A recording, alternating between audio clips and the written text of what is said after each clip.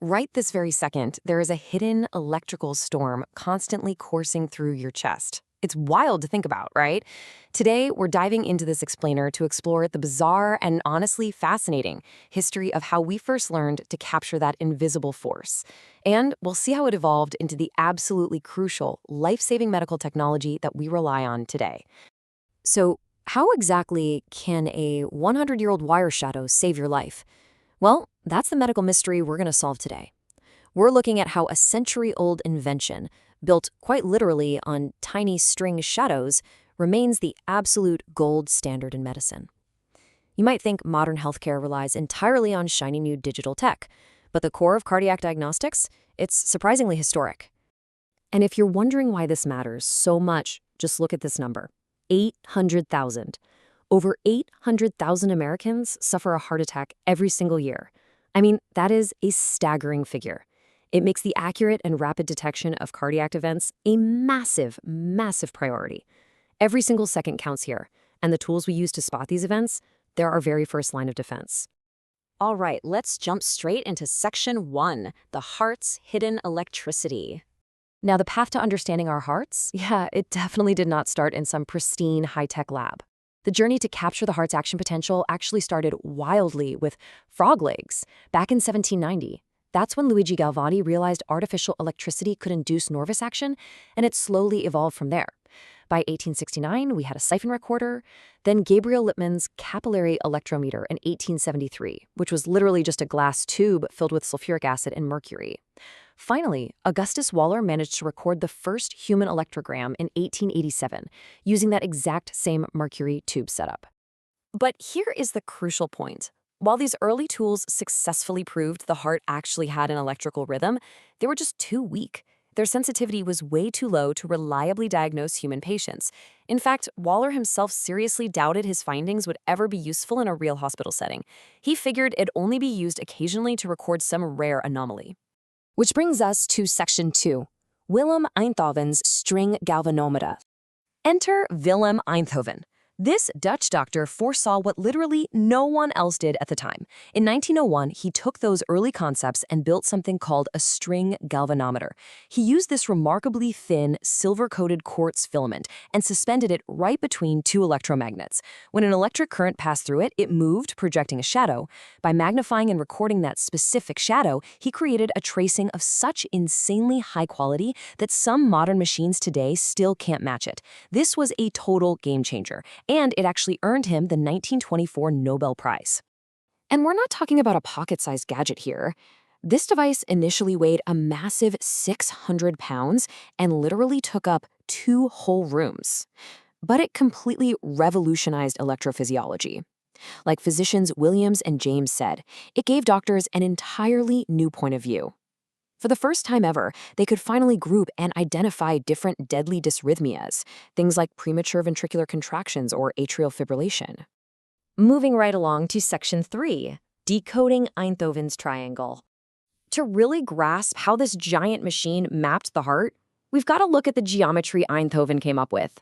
He brilliantly mapped the human body as a hexaxial reference system.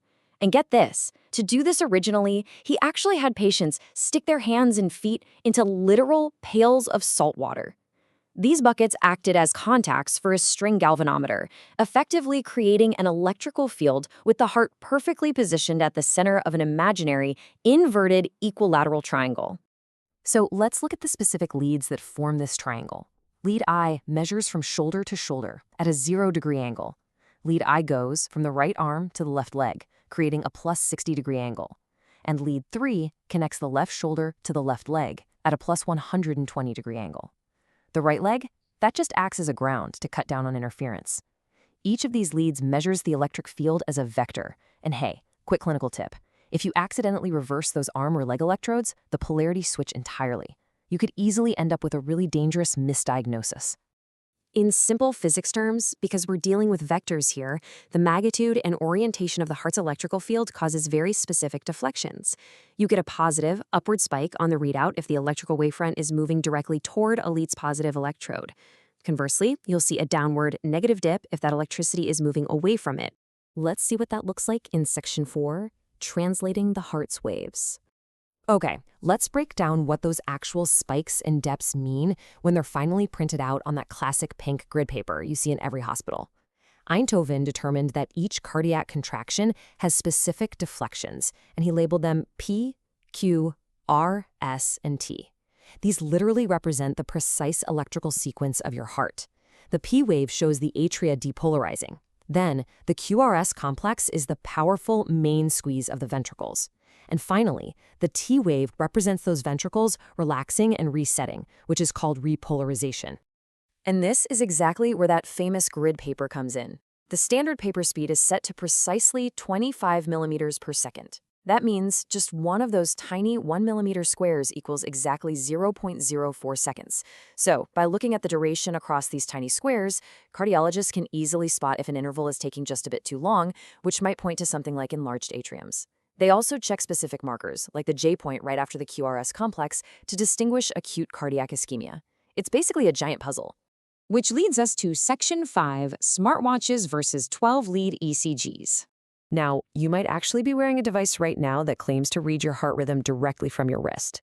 But while a smartwatch is a fantastic tool for basic, single-lead screening for things like AFib, using light sensors to measure blood volume, it simply doesn't have the accuracy required for a true clinical diagnosis. The 12-lead ECG is still the absolute gold standard. Why? Because it measures precise electrical vectors from multiple angles, allowing doctors to diagnose complex ischemia, hypertrophy, and even pinpoint the exact location of a heart attack. And finally, Section 6, the future of cardiac care.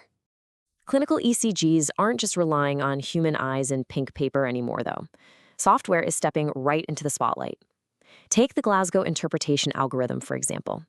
Developed over 30 years, it compares massive historical datasets and actually factors in a patient's specific age, gender, race, and clinical history to give highly tailored interpretations. It even applies 50 and 60 Hz notch filters to strip out background AC interference. This provides absolutely critical automated decision-making support right at the bedside, especially for severe heart attacks, known as STEMIs.